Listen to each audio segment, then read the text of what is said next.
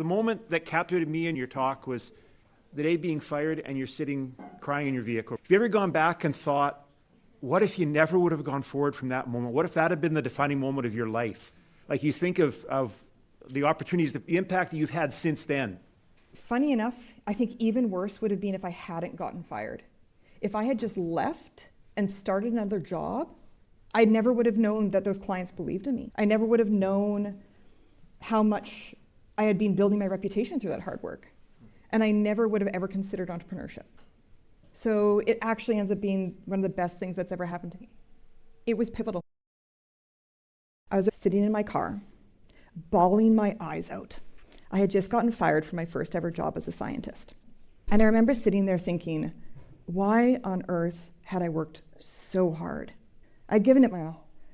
In those days after, I started sitting at home thinking about what I was going to do with my life. Some of my old clients started to call. But one in particular, they said, we want you to do our project. And I said, that's very nice of you, but I can't. I don't have a lab. It wasn't just any project. It was $500,000 over 2 years. Now, any entrepreneur would think, wow, that is amazing. I wasn't an entrepreneur yet. In my mind, you're crazy. Nobody goes and opens a lab. You just don't do that. Do you have any idea of how hard that is and how expensive it is and all these things? I didn't know what it meant to run a business.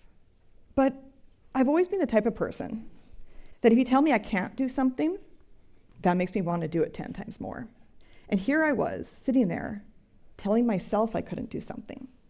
And that made me pause and think, why did I think I couldn't do this? I put on my science hat then, started looking at this like an experiment. Okay, if I thought something wasn't possible in science, I could prove or disprove that. I could think through this. And the more I started to question this, the more I realized, wait a second, maybe I could. I didn't know how to run a business, but I did know how to run a project.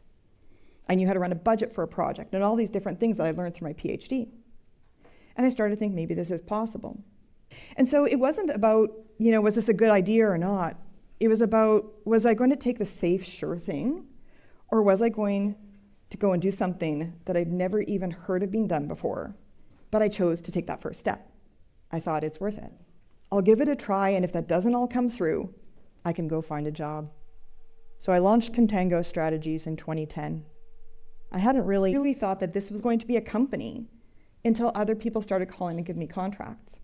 But when I got that big contract, a few of my past colleagues, they actually quit their jobs and joined me.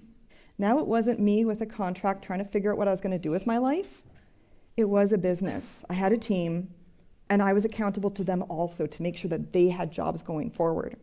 What I started to realize is as those calls came in and as those past colleagues joined up, all that work I had done in that year at that job, it wasn't for the company. The things that you do when you don't think anyone's watching, the way you make your decisions, the corners that you cut, or maybe the corners you don't cut, all those end up forming your reputation. And your reputation goes with you everywhere you go.